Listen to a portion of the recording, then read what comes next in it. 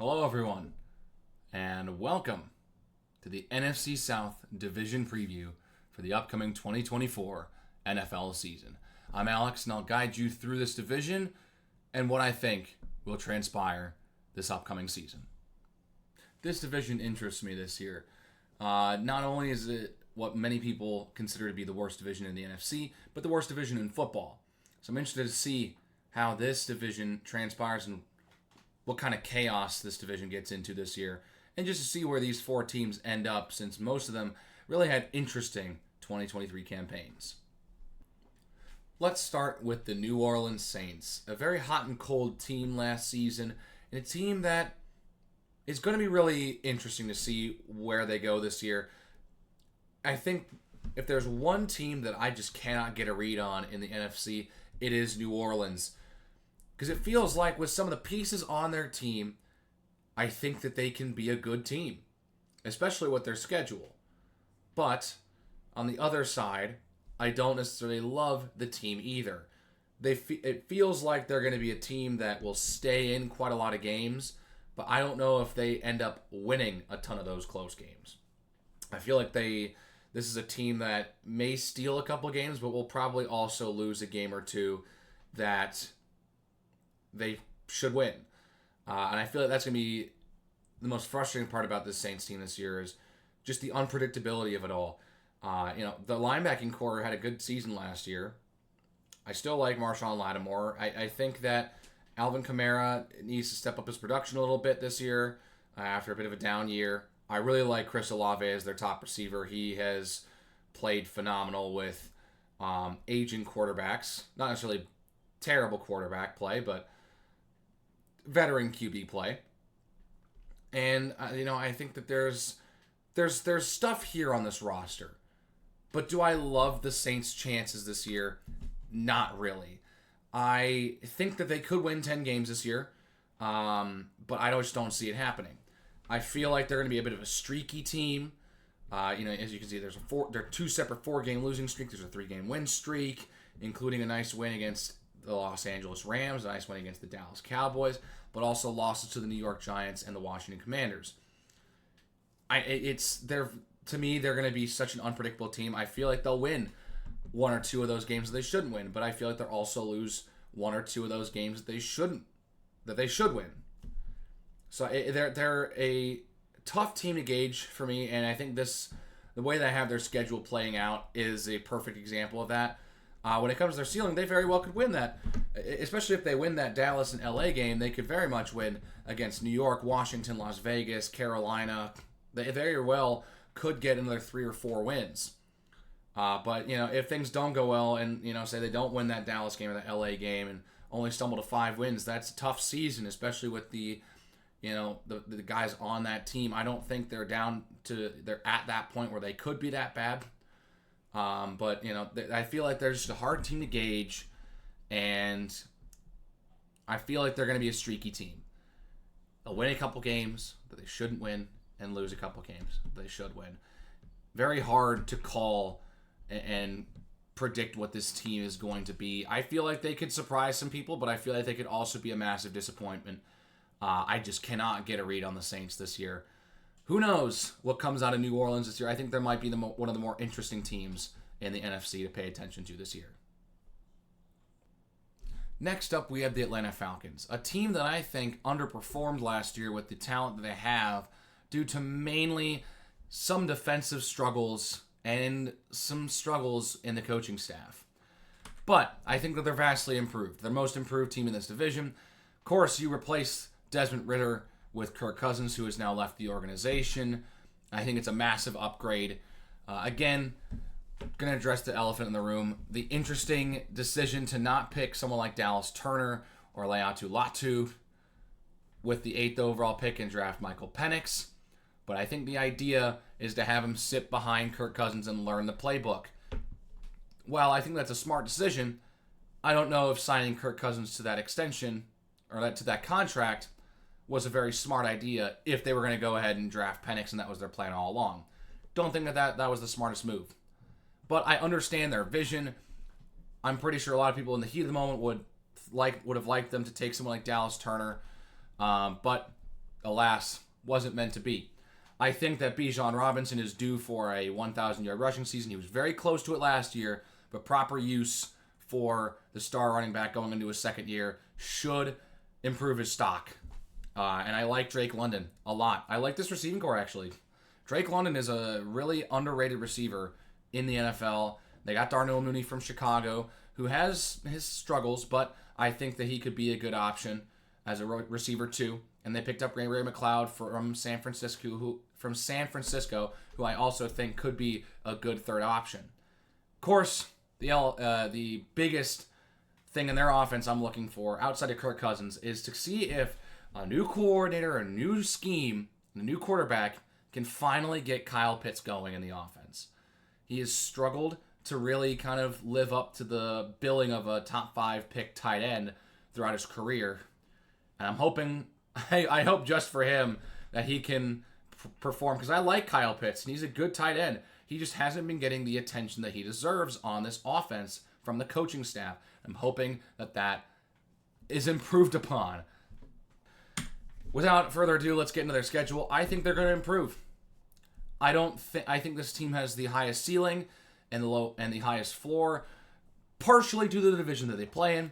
I don't know if I'd say if they played in one of the more tougher divisions in football, I still don't know if I'd pick them to have a winning record, but I like this team nonetheless. They benefit from having to play the Panthers twice. They benefit from playing the AFC West, so being able to play Denver and Las Vegas, and the NFC East playing New York and Washington. They have a very, very favorable schedule to end the season. I think they go on a winning streak to win the division. But they got some tough games to start the season. You got Philly and Kansas City back-to-back in weeks 2 and 3. Should be a good gauge to see if they can hang with some of the top dogs in the conference and in the NFL. I think that those 2 games between them and Tampa will be really important to see who ends up winning the division. Of course, the split is what I have going here. But I think that the Falcons are a very interesting team. I like their chances this year for the NFC South division title. Moving along, we have the Carolina Panthers, a team that had a season to forget. 2-15, didn't hold the lead at all during 2023. Their 2 wins came on last-second field goals where they took the lead as time expired. They did not hold a lead in the fourth quarter at all last season. Obviously looking for something better, and are desperately looking for some improvement for the young quarterback in Bryce Young. Should be interesting. Bryce Young needs to step it up. But does he have a great team around him? Still not amazing. Chuba Hubbard and Miles Sanders is the backfield. They got Adam Thielen still, but he's starting to get older. They picked up Deontay Johnson from Pittsburgh, which is a good pickup. And I actually like the pick of Xavier Legette. I'm hoping that those 2 receivers particularly can help boost the production for Bryce Young. On the offensive side of the ball, that's pretty much, they're going to struggle again. I think that that's a given. They're going to struggle again. I don't think they're going to improve vastly, but I feel like they will improve with another year under Bryce Young. The pickup of Jadeveon Clowney is interesting to me. I think Jadeveon Clowney is a really interesting player in the league, just the fact that he continues to jump from team to team, and he doesn't feel like he can get like a stable.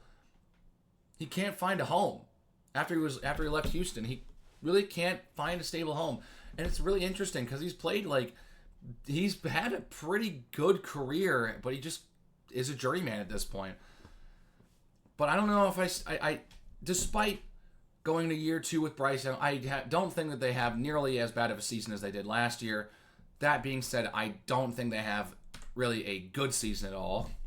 I think they started the season really bad. Again, those first 6 games aren't super favorable. They could probably win that game against Las Vegas.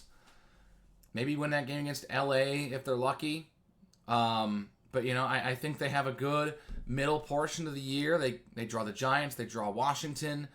I think they get 1 of 2 against Tampa this year. They get 1 of 2 against New Orleans. They beat Arizona. I think they get to about 5 wins with playing a last place schedule and playing the entire NFC East. I think they can get to 5 wins. If they get, if things go right, and maybe they get that win against Denver, or they get a win against Las Vegas, maybe beat Chicago or Atlanta one of those 2 times, I think that they could possibly get to 8 wins. I think that there's no chance they have a winning record. So they are hoping that this year Bryce Young can show what he has to try and show that he can be a franchise guy. But still, I don't think it's going to be really that good of a season for Carolina. Marginally better than what they had last year, but still not great. And finally, we have the Tampa Bay Buccaneers, a team that surprised many last year, winning the division at 9-8, and not only winning the division, but winning a playoff game with Baker Mayfield under center. A season that seemed like it was going to be a throwaway year for the Buccaneers turned into a season where they won a playoff game. Kind of crazy, but they look to go and win the NFC South yet again. Should be interesting. Baker Mayfield sticks around. He signed that extension with the Buccaneers. I'm glad he finally found another home after jumping around from Carolina to LA. I'm happy he's found a spot. It looks like he's found a spot here in Tampa Bay. Rachaad White's the top running back, but that the top 2 receivers are still Mike Evans and Chris Godwin.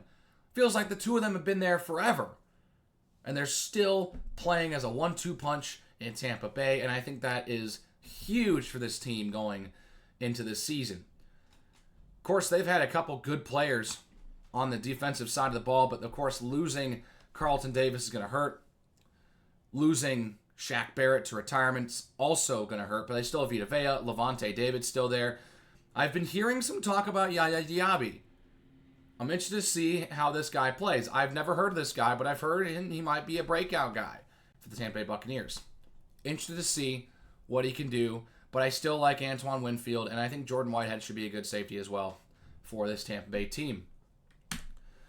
Moving on to the schedule, I think that they're going to be close to a winning record. I think that they're at a point where they're going to be around where they were at last year. I think that the team is similar in talent to what they were last year, but I think they are going to suffer from playing a first-place schedule. It's going to be tough. They draw a team like Baltimore, Detroit, and San Francisco. Though I think that San Francisco game is a bit of a trap for the Niners. I don't know why, but I look at that game and I kind of feel like it's a bit of a trap game. I don't know why. It's right before the bye week. It's at home. I don't know. I'm feeling Tampa Bay picks up the win there. I feel like they pick up a win against Philadelphia as well. I feel like they win a couple games against tougher competition. But as you can see, I also have them losing a game to Denver, losing a game to Carolina, losing to Los Angeles. I feel like if they can win a couple of those games on this schedule that they lose that they should be favored in, I feel like they could win this division. But it's going to be interesting to see what the Tampa Bay Buccaneers pull out with the first place schedule. I like the team a little bit. I do like them a little bit to win a couple games they shouldn't, but I'm not incredibly confident in them to win every game that they should comfortably. I feel like they may be a bit of a kind of like New Orleans, where they may win a game or two where they should and lose a game, win a game that they shouldn't and lose a game that they should win. So, I don't know. 8-9 is what I've got them at. I think they can get to 10 wins, though, especially with the division they play in. But who knows what happens this season. Moving on to the division standings. I think that this is the Falcons' division to lose. I think their most improved team. I think they swipe the division title and pick up the number 4 seed in the NFC with 10 wins. I think Tampa is definitely the team that would challenge Atlanta the most. That is, if they can win a couple more of those games that have them losing. Same thing goes for New Orleans. I feel like they could also sneak in and possibly steal a title if things go right and they win the games they're supposed to, maybe win a couple games they shouldn't. And Carolina, I think, is the only team who is not in contention for a division title. I feel like the other 3 teams could end up, each of them could find a way to win the division, just with how chaotic it is with an easier schedule. But I also think that all four of these teams are at a point where they're improving, but still not great. And I feel like all these teams are going to be a bit hot and cold, maybe win a couple games that they should not win and lose a couple games that they should win. Going to be interesting to see what happens in the NFC South this year. Probably the hardest division to predict outright. So, the NFC South is a very interesting division this year, considering the fact that there may be 3 teams fighting for a division title, but also all 3 of them could also falter, and we may see a losing record division winner again for the second time in 3 years in this division, but we could also see 2 or 3 teams get to 9 wins. Who knows what happens? It's going to be interesting to see what comes out of this division as they dogfight for that division title in that all-elusive home playoff game, because I think every team in this division knows that there is only one playoff spot open in this division. So, who wins? Let me know in the comments below. And please give a like on this video if you liked it. Please subscribe if you really liked it. And I will see you guys in the next one.